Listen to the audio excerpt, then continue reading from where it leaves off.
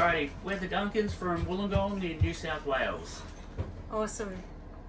So you've got yourself a vintage caravan. Tell us about your vintage caravan. What brand is it? What inspired you to get a van like this and to do the complete renovation? Okay, our vintage van is a 1976 Viscount Supreme.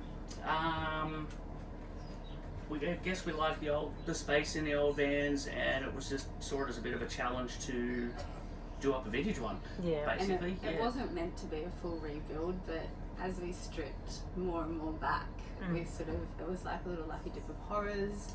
Yeah. Just found more and more things that needed to be replaced, and we ended up with a bare frame. Been a complete rebuild. Yeah, awesome.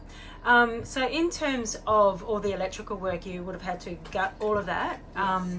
So obviously we're in WA and you guys are in the east. How did you go about finding an electrician to help with what you were doing? Finding an electrician was probably the hardest part of the whole thing. Yeah. We probably had 6 different quotes from people over there that just did not know. Like, we could tell within the first couple of minutes of them walking in and looking at the van that they were just so out of their depth. Whereas when I spoke to Dan, within the first couple of minutes I knew he knew exactly what he was doing, and we were sold. Yep. Yeah. Coming Even to with the WA. big long drive. yeah, it's a big admission. Yeah. So how'd you find out about Outtech? We actually found you on YouTube. We'd been watching your YouTube videos for quite a while, trying to get our head around it as well. Yep. Thinking, I guess, that if we can't find someone, we could potentially have to do that ourselves as well. That's how we found Dan. Yeah, awesome. So how have you found the experience of integrating your electrician in the east and dealing with Outtech and Dan to do the communication and get things rolling over there and then coming over here? How have you found that process? That integration was flawless. Dan was awesome, knowledgeable, obviously sharing the information, conveying it to our Sparky. Answering any of our silly questions. Yeah, to make that end of the install easier, and obviously easier again this end when we come all the way over here. We didn't want any problems, so that was, Amazing. Yeah, that wasn't an ordeal at all. It was perfect. Yeah. So for the people out there that are interested in doing a van renovation to take on a big job like this, what would be a couple of top tips you'd give them? Top tips. Take your time.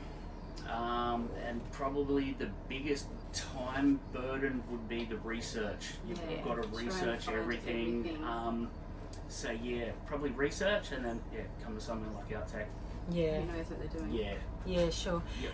And Dan, in terms of helping people do a renovation of a van from ground up, what would your 3 tips be, for example, like in terms of getting it to run smoothly, efficiently, and cost effectively? Before you start actually doing anything, have a plan as to what you would like it to be at the end. Is probably the key thing.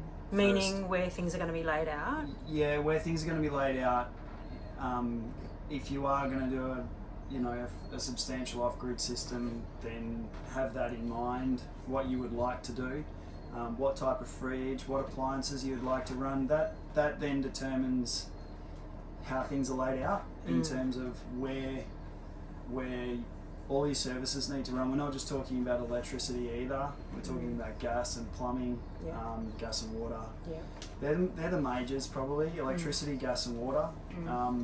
Because it's easier to get everything run while the walls are off as opposed to post.